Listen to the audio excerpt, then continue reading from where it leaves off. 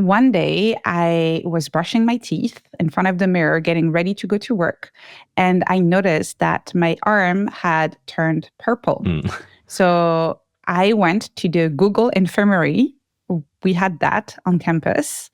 And I showed the nurse my arm, and she said, you have to go to the hospital straight away. So I went to the hospital in Stanford, and the doctor looked at my arm and said, you need to get surgery as quickly as possible. You have a blood clot in your arm that is threatening to travel to your lungs.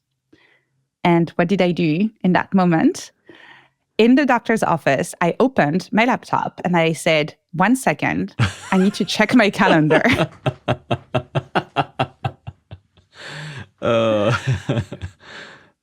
You know, sometimes you do something that is so absurd that you have this kind of out-of-body experience.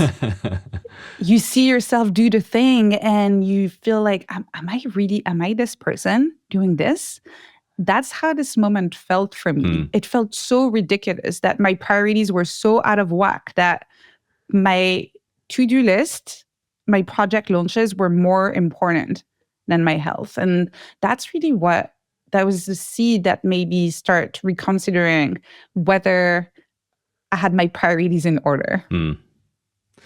Were you able to see that in that very moment, or was it upon further later reflection that you began to see the absurdity of that? It took a little bit longer. That really was just a seed of reflection. And the moment really where I made the decision to leave Google and to try and figure out what I actually wanted to do with my life instead of trying to succeed at completing this entire rubric was not something as dramatic. It was a few months later.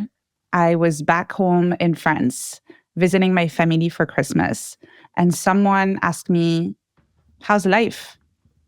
And I don't know why in that moment, it was the first time that for a very long time, I actually listened to the question and I actually asked myself, how's life?